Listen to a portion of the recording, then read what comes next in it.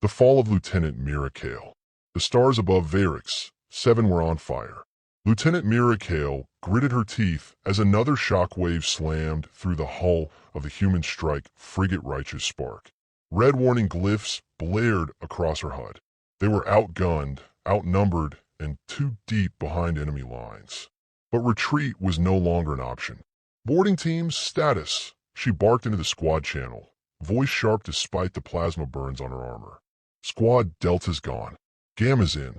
We've breached the hangar deck, came the static-laced reply. Heavy resistance. Myra's heart thumped. Gamma Squad meant her. She kicked off the corridor wall, jetting through the smoke-choked airlock into the exposed interior of the enemy dreadnought.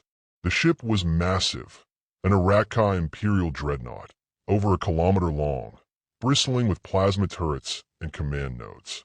Her boots slammed onto deck plating, already slick with the remains of fallen Arrakha. Her pulse rifle was warm in her grip. Keep moving. They had a singular objective: breach the command core and disable the dreadnought's AI matrix before it could annihilate the last human fleet in orbit. Lieutenant Kael were too exposed. Their autocannons are spooling up, her corporal warned, ducking behind a scorched bulkhead. We keep going, Mira replied. Our fleet's buying us time with their lives. She moved like fire, plasma burst striking around her, but her reflexes kept her just ahead of death. Her team followed, inspired by her relentlessness. For Mira, this wasn't just duty. This was personal. Her brother, Elian, had been aboard the hospital ship Seraphim, 9 when the Empire deployed a test bioplague. He died choking on blood while the Arrakha laughed. Mira never forgot. They pushed deeper, cutting through security drones and biomech sentries. The Arrakha fought with elegant precision, cloaking fields, psychic disruptors, but Mira fought like a ghost born of war.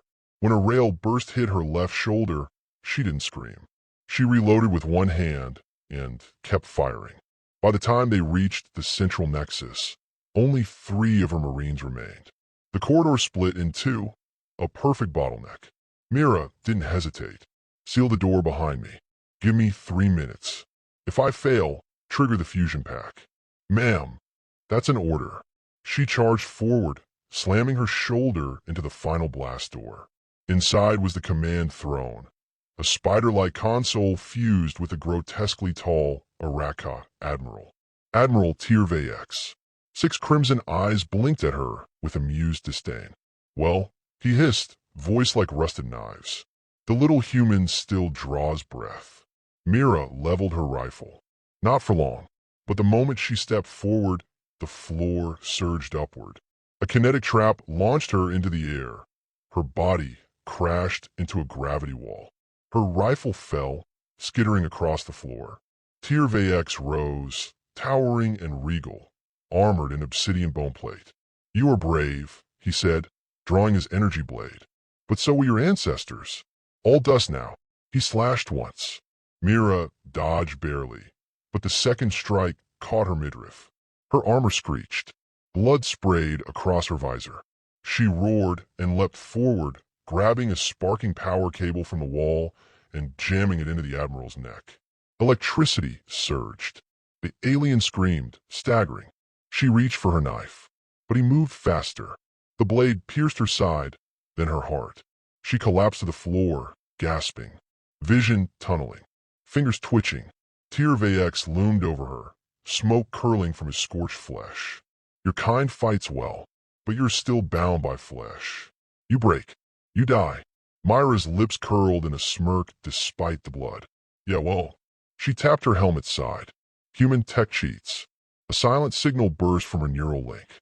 Far above, hidden between the moons, a dormant probe activated. Tirvex frowned. What have you done? But Myra's eyes had closed. Her body spasmed. Once, twice, then fell still. Dead. Hours passed. The battle in orbit ended. Human ships either retreated or were shattered. The Arrakha secured the sector, uploading victory to their central archive. A clip of Admiral Tirvex killing Mira was shared on the Empire's networks as a message. Let this be proof. The mammals bleed. They break. They die. Her body was jettisoned into the void, standard dishonor protocol. But far across the void, Project Revenant began. A code embedded deep in Mira's cerebral implant unlocked. In a black site hidden in the shadow of a dying star, a pod opened. Nanites churned. Synthetic muscle knit over alloy bone. A figure stepped out, naked, eyes still adjusting, yet filled with memory, rage, and purpose. Mira Kael had died, but she wasn't gone, and death had just made her stronger. Resurrection protocol. Darkness. Then pain. Then clarity. Mira Kael's eyes snapped open. She gasped, her lungs burning not with the fire of suffocation, but the icy chill of synthetic oxygen flowing into an artificial chest. Her fingers clenched around invisible air. Her vision blurred, then focused. She was floating in a translucent stasis pod filled with green fluid. Cold metal met her spine. A voice crackled through the chamber. Subject Kael, you are awake. Reinitializing cognitive mesh. She thrashed. Instinct. Fear. Confusion. Then recognition. Her breath caught. I died, but she was alive. No, different. Her memories flowed in jagged flashes. The dreadnought, the blade, the admiral's face. Death. Cold. Silence. Then light. The pod hissed open. She collapsed onto the platform below, coughing violently. The floor beneath her glowed with diagnostic glyphs. Around her, sterile, white machinery hummed in synchronicity, manned by figures in sealed black exosuits. One step forward, his voice filtered through layers of encryption. Welcome back, Lieutenant Kael. Project Revenant is a success. She looked down. Her body was wrong. Slim, strong, but gleaming where it shouldn't. Seamless obsidian armor fused with pale, nanite-saturated skin. Her joints hummed softly as she moved. She flexed her fingers and watched microscopic filaments adjust to her thought. I feel like lightning, she whispered. You are no longer standard infantry, the man said. You are the first post-mortal combatant deployed by the human coalition. Resurrection complete. Systems stable. Post-consciousness intact. You're saying I'm a ghost in a machine? More like a weapon in a body. Mira slowly stood, ignoring the weakness in her muscles, because her muscles weren't muscle anymore. They were memory-infused myagel threads. She gazed into a mirror. Her face looked mostly the same, scars still visible on her cheek, eyes still that hard steel blue, but everything else was subtly wrong. Too smooth, too precise, not entirely human. You retrieved my neural backup, she said, voice quieter. The technician nodded. Milliseconds before your death. The command burst worked. A prototype Lazarus relay caught it and transmitted your mind to Eidolon Station. Eidolon Station, humanity's most secret facility, orbiting a lightless rogue planet beyond the fringe of the known galaxy. Cloaked, hidden, built for only one purpose. Project Revenant. Mira's legs wobbled as she tried walking, then steadied. How much of me is still me? Your memories are intact. Personality baseline is 92.3% match. Emotional response centers show some reorganization. Expected side effect of partial cortical synthesis.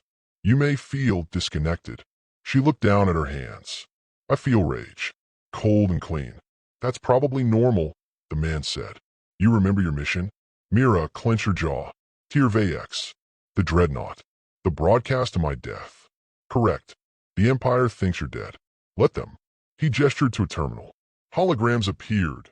Battlefield scans, fleet positions, encrypted Empire chatter. One showed the Admiral himself, gloating in a ceremony. He's on Varix 7 again, the technician said. Same dreadnought. Celebrating their victory. Mira's fist curled. Her fingertips split and reformed into blade edges before resetting. She didn't even command it. It happened as if her body already knew how to kill. What's the plan? She asked. We drop you in alone. No backup. No extraction. You infiltrate, disable the ship's AI, and neutralize Tier VX. Minimum casualties to civilians. Maximum psychological damage to Empire Command. Your resurrection must become legend. She looked at him sharply. You're using me as a ghost story. Yes, he said without apology. We need the Empire to fear you, not humanity you. One dead soldier who wouldn't stay dead. That's how we win this war. By making them afraid of corpses? Mira asked. He nodded. Exactly. She considered it. Good. They outfitted her in a new exoshell, matte black, zero thermal signature, bonded with adaptive nanite layers. No insignia, no rank, just silence. The AI system in her head came online. A soft female voice spoke. Echo unit online. Neural link confirmed. Mira Kael, would you like assistance? Mira blinked. What are you? I am the echo of your decisions. I will evolve with you. Fine. Just stay out of my head unless I ask. Understood. As she moved toward the drop bay, another figure approached, an older officer with cybernetic implants. General Roan Havoc, the one who had authorized the Revenant project. You don't have to do this, he said, though his eyes said otherwise. Yes, I do, Mira replied. You brought me back for a reason. He sighed. Some on the council are afraid of you now. You realize that. They should be. He gave her a curt nod. Then go make them fear the dark. Inside the stealth capsule, Mira sat in silence as the countdown began. She felt the hum of energy pulse through the pod walls. Her AI whispered tactical updates. Her skin adjusted to pressure changes. Her heart rate never rose, because her heart wasn't just muscle anymore.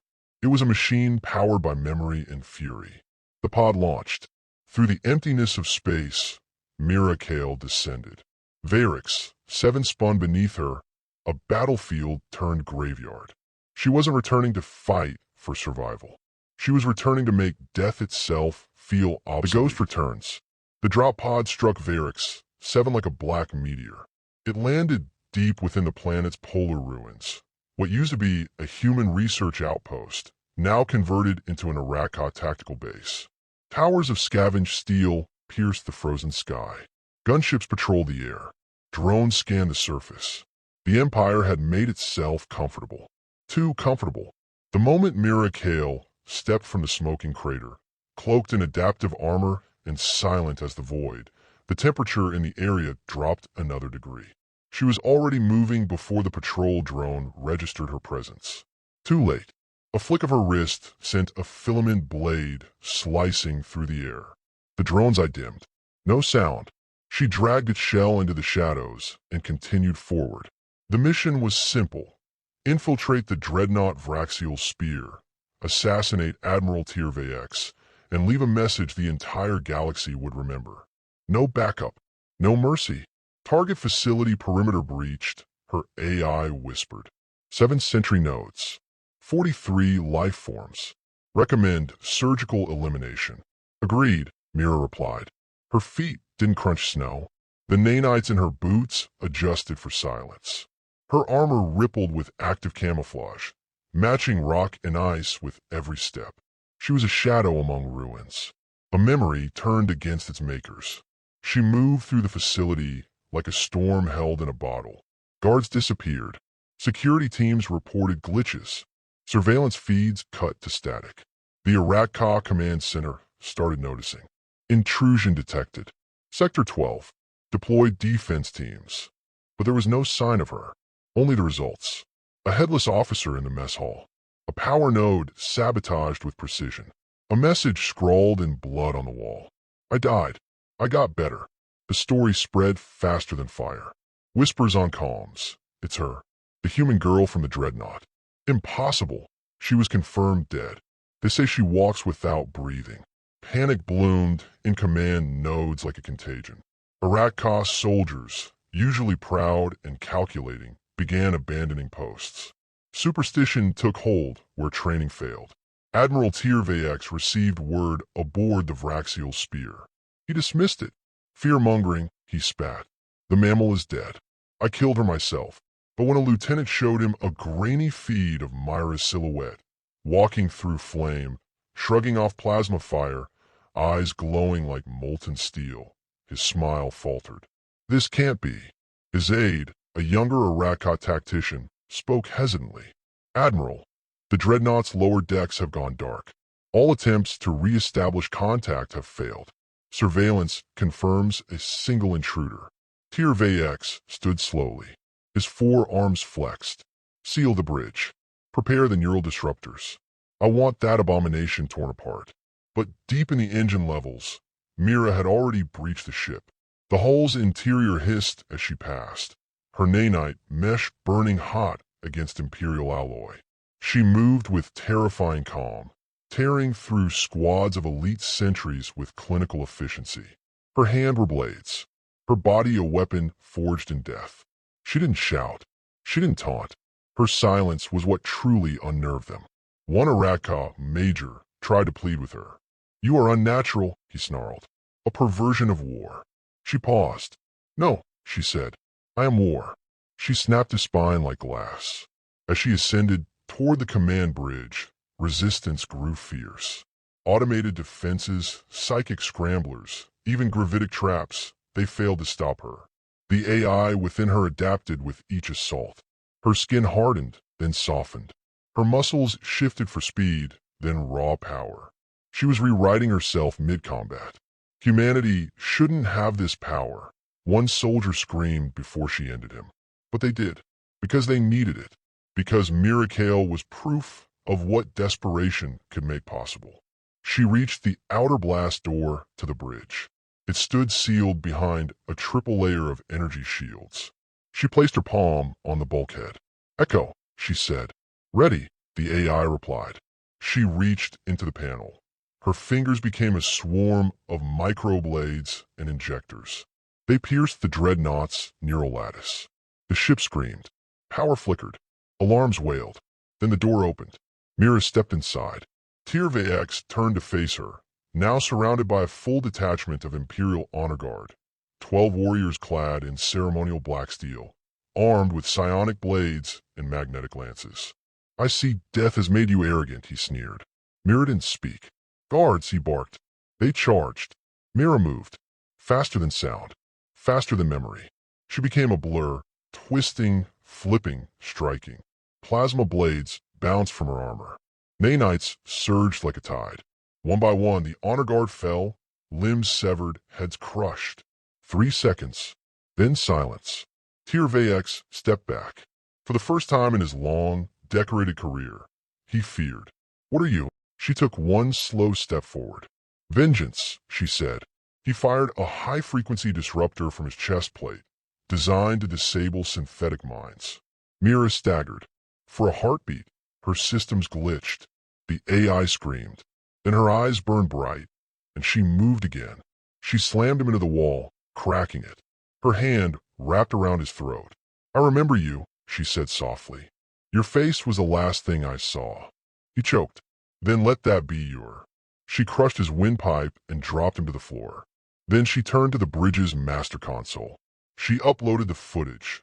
Her resurrection, her rampage, the Admiral's end. She patched into the Empire's broad wave channel and began transmitting. Across the galaxy, trillions of beings saw her face, bloody, burning alive. "You killed me. I came back. Next time I bring friends." Then she detonated the bridge's core. The dreadnought began to burn. Mira vanished into the smoke, her mission complete. One girl versus an empire. The destruction of the Vraxial's spear rippled through the galaxy like a shockwave. Imperial command centers flickered with emergency broadcasts.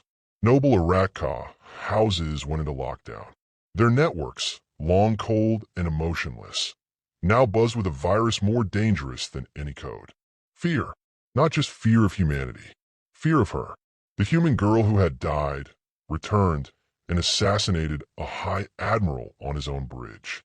The girl whose face, half-burned, eyes blazing, now haunted the Empire's every screen.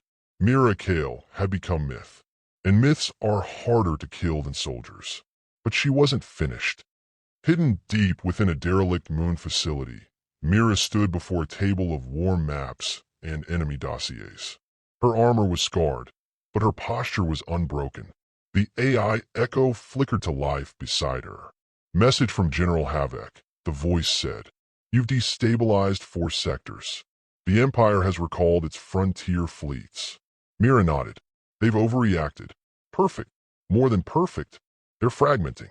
Subclans blame each other for failing to stop you. Several outer world governors have declared neutrality. So the tide turns. She turned to the few commanders she trusted. Rogue operatives, exiles, resistance leaders who had joined her cause not out of loyalty, but belief in something bigger. That one person could break an empire. This is our window, she said. We hit them where they've never been hit, Coreward. Nobility planets. Trade spires. Holy moons. One grizzled resistance fighter scoffed. That's suicide. It was suicide, Mira said coldly. Now, what's a strategy? A younger lieutenant leaned in. You think they'll run again? They'll do worse, she said. They'll turn on each other. Operation Whisperblade began.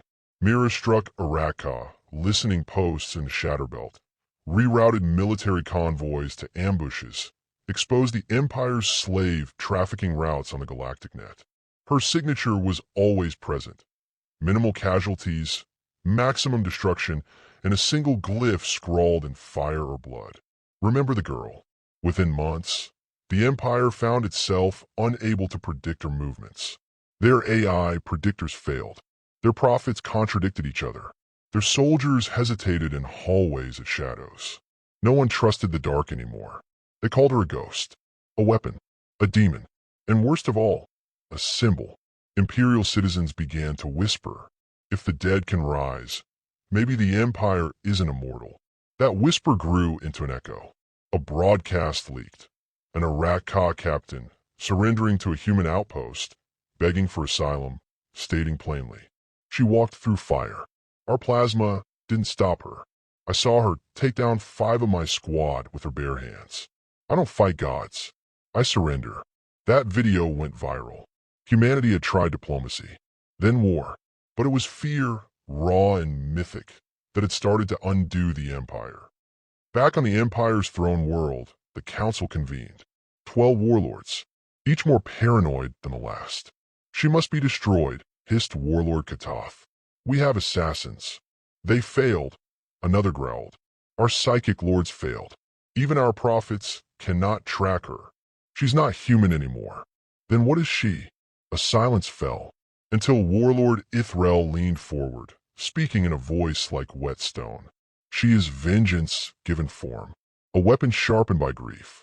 And if we do not kill her soon, he looked around, she becomes the war itself. In the months that followed, the Empire collapsed from within. Dozens of fringe worlds rebelled. A noble family was executed on live feed by its own vassals, with a banner behind them reading, "The Girl Lives." And Mira? She never stopped moving. She led raids on orbital shipyards. She dismantled neural research stations. She spared civilians, always, but left behind wreckage that made commanders tremble. Her body evolved with each fight. Echo learned, adapted, enhanced. There were rumors she no longer needed air, that her mind had split into multiple simulations, that she could see futures before they happened. But she remembered every fallen comrade, every human life crushed by the Empire's arrogance. And she remembered Tyrvex's dying breath. She wore it like armor. Eventually, the Empire broke, not with a final battle, but with a whimper. On the day of fracture, over 50 planetary governors seceded from the Araka hierarchy. Military fleets refused kill orders. Trade routes collapsed. The throne world itself went dark. A message blared across their most sacred channel, a single line encoded in the same style as their own battle hymns. You killed a girl. Now she's killing the Empire. That was the final blow. No enemy fleet. No grand invasion. Just one resurrected soldier who refused to die quietly. Back in the remains of Eidolon Station, Mira stood overlooking a silent void. Stars stretched infinitely ahead. Her armor now bore a new mark, not a flag, not a name, just a small glyph in human script. Kael. General Havoc appeared beside her. It's over, he said. She didn't respond. You brought them to their knees. No one thought it could be done. It wasn't just me, she said. But it started with you, he replied. And your story's already reshaping the galaxy. She turned to him, her expression unreadable. What do you think happens next? Havoc looked out at the stars. A lot of rebuilding, and probably more war. She nodded. Then I'll be ready. You planning to rest, Kael? No, she said quietly. Not until I make sure they never rise again. Even legends need sleep. I'm not a legend, she whispered. I'm just what they made me. She stepped away into the shadows, her figure vanishing into the corridor. She wasn't chasing glory. She was chasing peace, and she'd burn 1,000 empires to find it.